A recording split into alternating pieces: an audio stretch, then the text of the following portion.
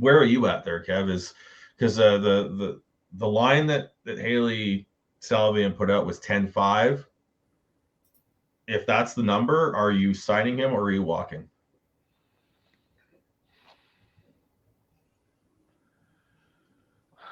That's all assuming it's going to be 8 years, because I don't see Johnny signing for less than 8 as a Flame. I might have to. I if he's more than 10-5, I might have to say thanks, but no thanks. And here's why. Part of this though does depend on what Matthew Tkachuk does, and what you're doing with Matthew. But he's not getting any lower than 8. I think we can assume that. I don't. That's we know that. You still got Mangiapane to think about. You still got Shillington to think about, and it's possible that you can make trades. But down the road, and I still think this is something that I don't think Flame fans have talked enough about. If you're giving 10, and let me put it to you this way: if you're giving 10.5 to Johnny Gaudreau, what are you giving Lindholm when his contract is up in 2 years? Because that will be 10, and that is, to me, if I want who.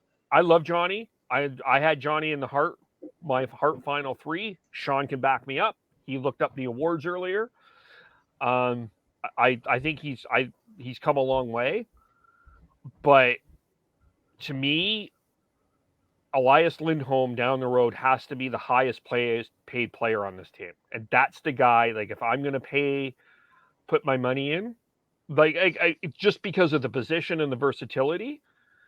If 10.5 limits my ability to get Elias Lindholm at a better contract, I'm not sure I can do it. Because you're right, Johnny's going to go for 8 years, and that's in that Elias Lindholm contract negotiation. And I know that's way down the road, but this guy finished second in Selke Trophy voting.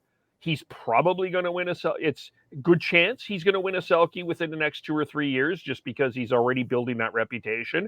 And the Selke is a reputation award. And Bergeron will probably retire, so other people can win that award. So, I mean, it will be named after him at some point.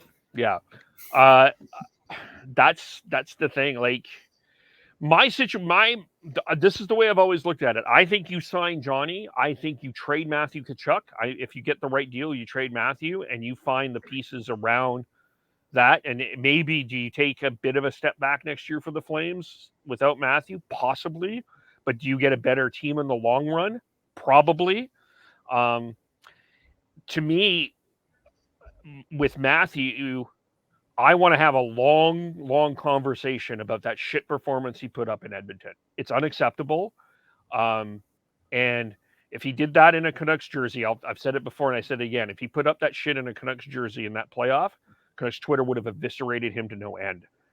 The fact that Flames fans are still shrugging and saying we got to sign him, I don't know. I'm not on that train. I'm still wounded by that Matthew performance, especially all of the things that he put up.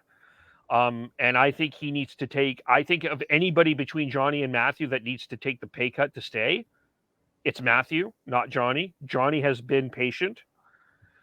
Yeah, but I can't go higher than 10.5, 10.75 I may think about it, but 10.5 has to be my limit.